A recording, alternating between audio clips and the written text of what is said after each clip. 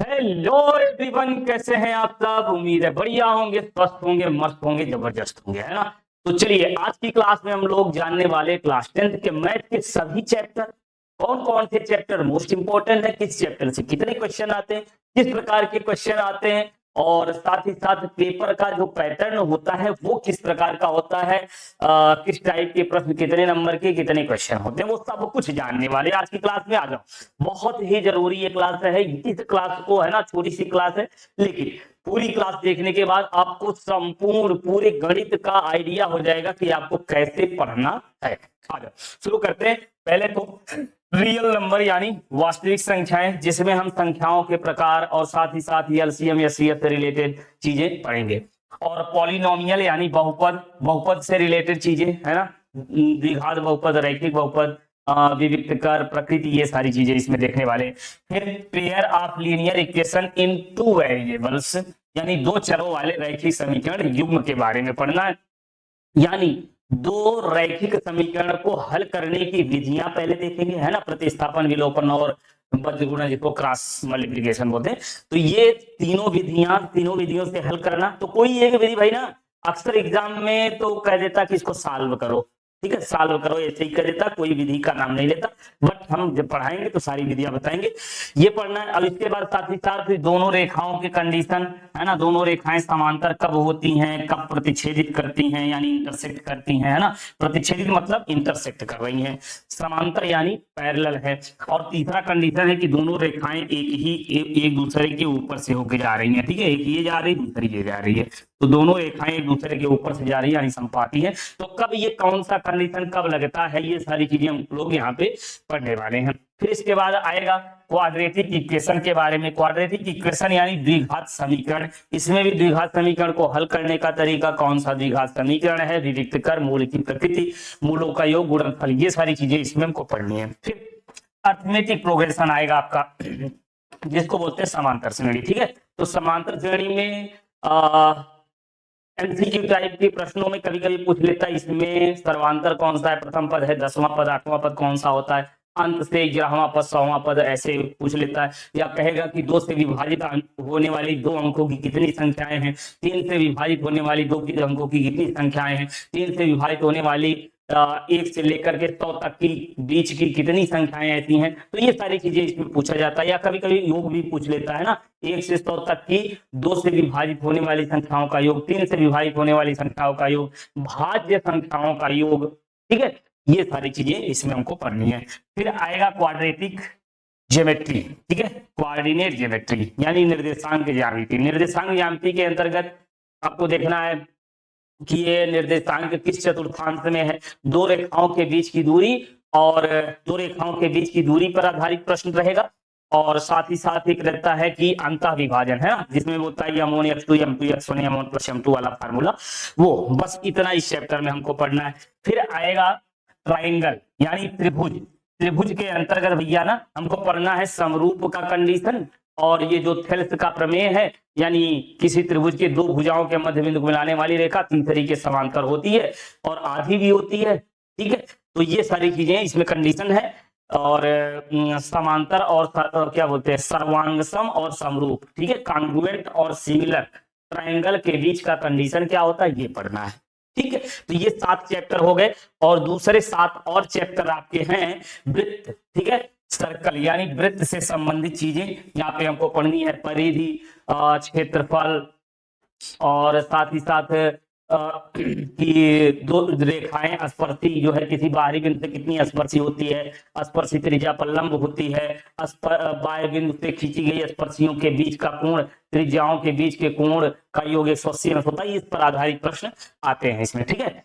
आ जाओ, अगला है इंट्रोडक्शन टू त्रिगोनोमेट्री यानी त्रिकोणमिति का परिचय। तो भैया त्रिकोणमिति के परिचय के अंतर्गत हम पढ़ेंगे साइन कॉस टैन, है ना, sin cos tan cosec sec cot वाला, और जिसमें वो वाला ट्रिक बढ़िया से पढ़ेंगे। हिंदी में पढ़ेंगे लाल बटे का, और इंग्लिश में पढ़ेंगे क्या बोलते हैं कि पाकिस्तान भूखा प्यासा, हिंदुस्तान हरा भरा। तो बहुत बेहतरीन ढंग से हम लोग सारी चीजें इसमें सीखने वाले हैं। त्रिकोणमिति के जो मान होते हैं 0 से 30, 60, 45, 60, 90 वाला।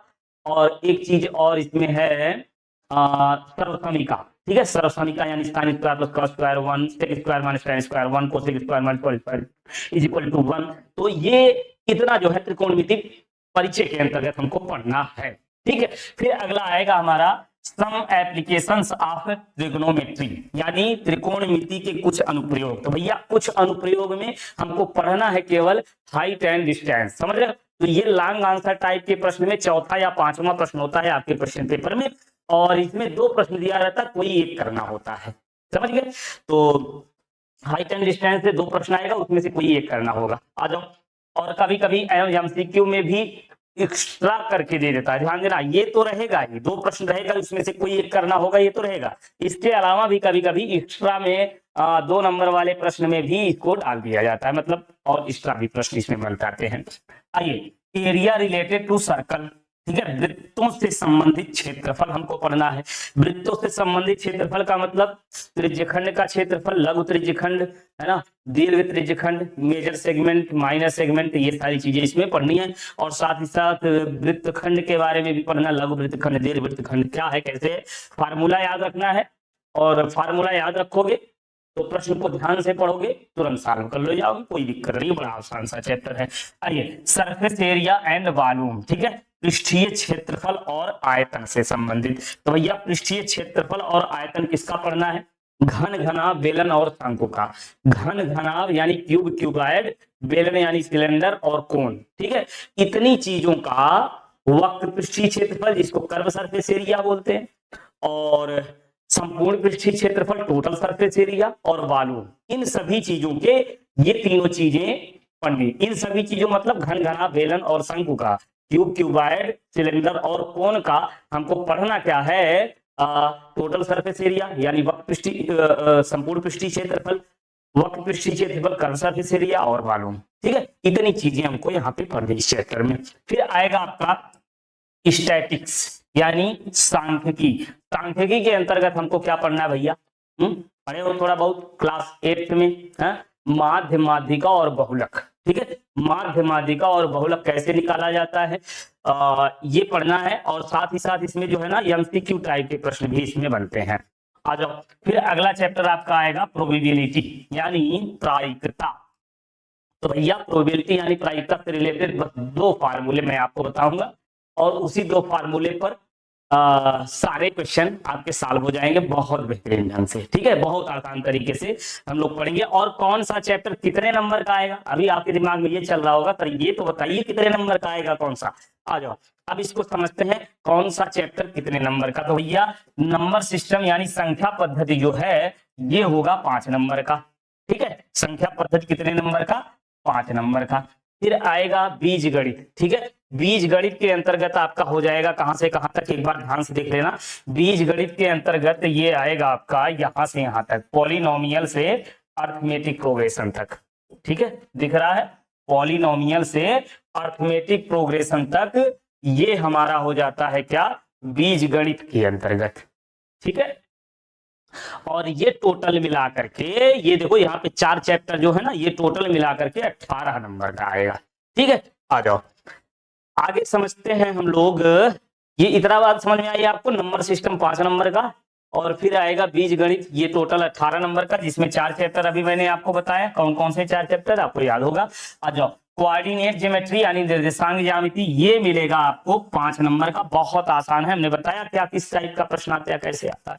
आ जाओ, ज्योमेट्री यानी ज्यामिति, ज्यामिति के अंतर्गत हमको पढ़ना है क्या, त्रिभुज और वृत्त, ठीक है, त्रिभुज और वृत्त से रिलेटेड चीजें पढ़नी है, और ये टोटल आएगा आपका कितना, 10 नंबर का, ठीक है। और फिर त्रिकोणमिति, त्रिकोणमिति टोटल मिला के कितने नंबर का भैया, 12 नंबर का त्रिकोणमिति से आएगा। त्रिकोणमिति के अनुप्रयोग से लेकर के परिचय तक पूरा मिला करके कितने नंबर का, 12 नंबर का, या कभी कभी 12 से ज्यादा भी हो जाता है, समझ लो, कभी कभी आगे पीछे इधर उधर करके आ जाओ। 12 नंबर का तो आएगा ये। मेंसुरेशन यानी क्षेत्रमिति, ये आएगा आपका 10 नंबर का। फिर सांख्यिकी और प्रायिकता दोनों मिलकर के ये टोटल आता है कितना, 10 नंबर का। टोटल जब इसको जोड़ोगे तो ये आएगा आपका 70 नंबर, ठीक है। तो 70 नंबर टोटल आपको मैथ में यहां से मिल जाएगा, जो पेपर इसका आपको देना पड़ेगा। बाकी 30 नंबर तो आपका प्रैक्टिकल का होता है ना जी। आ जाओ, अब हम लोग समझेंगे भैया पेपर का पैटर्न कैसे रहता है। ध्यान से समझना है ये बात को। पेपर पेपर का पैटर्न देखो, मल्टीपल चॉइस जो क्वेश्चन होते हैं, मल्टीपल चॉइस जो क्वेश्चन होते हैं वो कितने होते हैं भैया, 20 क्वेश्चन होते हैं। प्रत्येक क्वेश्चन एक एक नंबर का होता है, प्रत्येक क्वेश्चन एक एक नंबर का, टोटल 20 क्वेश्चन है। तो भैया 20 एक के 20 यानी 20 नंबर का यहां से आपको मिल जाएगा मल्टीपल चॉइस क्वेश्चन, ठीक है। और इसको OMR शीट पर भरना होता है। कैसे, इसकी भी ट्रिक हम बताएंगे कैसे करना है। बहुत बढ़िया से आ जाओ। फिर इसके बाद दूसरा प्रश्न आएगा, देखो 4 प्रश्न आते हैं। जो दूसरा प्रश्न होता है very short answer type question होता है दूसरा। पहला तो आपका हो गया जिसमें 20 रहेगा, ठीक है, खंड आ से 20 क्वेश्चन रहेगा जो मल्टीपल चॉइस क्वेश्चन होगा, MCQ टाइप का। और फिर दूसरा जो लॉन्ग आंसर टाइप होता है, डिस्क्रिप्टिव होता है, वो उसमें ये जो दूसरा होता है very short answer type question, इसमें 6 क्वेश्चन होते हैं। कितने, 6 क्वेश्चन होते हैं भैया। और प्रत्येक होते हैं 2-2 नंबर के, और टोटल यहां से आपको मिल जाएंगे 12 नंबर, ठीक, 6 दूनी 12 नंबर। फिर तीसरा आएगा शॉर्ट आंसर टाइप क्वेश्चन। अब शॉर्ट आंसर टाइप के क्वेश्चन में ध्यान समझना भैया, यह लघु उत्तरी हो गया, इसके बाद लघु उत्तरी है, ठीक है। ये वेरी शॉर्ट है, ये शॉर्ट वाला। तो शॉर्ट आंसर टाइप में ध्यान से समझना, इसमें 6 प्रश्न दिए रहते हैं। कितने, 6 प्रश्न दिए रहते हैं, उसमें से 5 ही करना होता है। कितने, 5 करना होता है, कोई एक छोड़ सकते हो, चाहे जो एक छोड़ सकते हो। तो 5 प्रश्न करोगे, और प्रत्येक प्रश्न जो है वो 4 अंक के होंगे। तो 5 चौक 20 नंबर यहां से आपको मिल जाएगा। कितना, 20 नंबर यहां से आपको मिल जाएगा भैया। आ जाओ, फिर इसके बाद लॉन्ग आंसर टाइप जो क्वेश्चन होता है, ध्यान से समझना। लॉन्ग आंसर टाइप जो क्वेश्चन होता है, चौथा और पांचवा, ठीक है, वैसे मिला जुला के इसको तुम बोलते पहला और इसको बोलते दूसरा। फिर ये लॉन्ग आंसर टाइप में सॉरी तीसरा और चौथा होता है, ठीक है। तीसरा और चौथा प्रश्न जो होता है, इसमें जो है क्या होता है कि 6 प्रश्न दिए रहते हैं, उसमें से 3 करना होता है, मतलब 2 में से कोई एक करना होता है, फिर अगले 2 में से कोई एक करना होता है, फिर अगले 2 में से कोई एक करना होता है। तो टोटल एक एक प्रश्न जो है 6-6 नंबर का होता है, ठीक है। बात नहीं समझ पाई क्या? देखो इसमें 6 में से 3 करने का मतलब ये है कि एक ये हो गया, मान लो जैसे कि तीसरा, चौथा और पांचवा।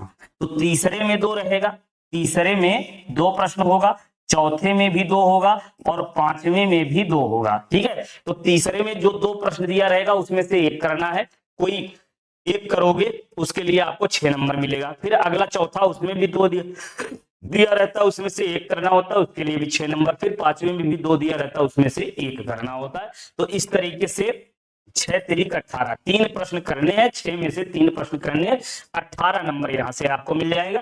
टोटल मिलाकर के ये 70 नंबर का ये क्वेश्चन पेपर इस टाइप का आपका आता है। तो उम्मीद है आपको सभी चैप्टर समझ में आ गए होंगे कि कितना आपको टोटल बोर्ड एग्जाम के लिए कितना पढ़ना है, ठीक है। एग्जाम का पैटर्न चाहे वो त्रैमासिक एग्जाम हो, तिमाही हो या छमाही हो, पैटर्न तो यही रहेगा, ठीक है। तो यदि तिमाही या छमाही है तो शुरुआत के चैप्टर से रहेंगे, है ना। छमाही हो जाएगा तो आधे 7 चैप्टर पूरा टोटल हो जाएंगे, और जब पूरा कंप्लीट पेपर होगा आपका फरवरी में, तो वो पूरा 14 चैप्टर से आएगा आपका, ठीक है। तो उम्मीद है ये बहुत अच्छे से आपको समझ में आ गया होगा। तो पढ़ते रहिए, स्वस्थ रहिए, मस्त रहिए। मिलते हैं ऐसे ही नेक्स्ट क्लास में।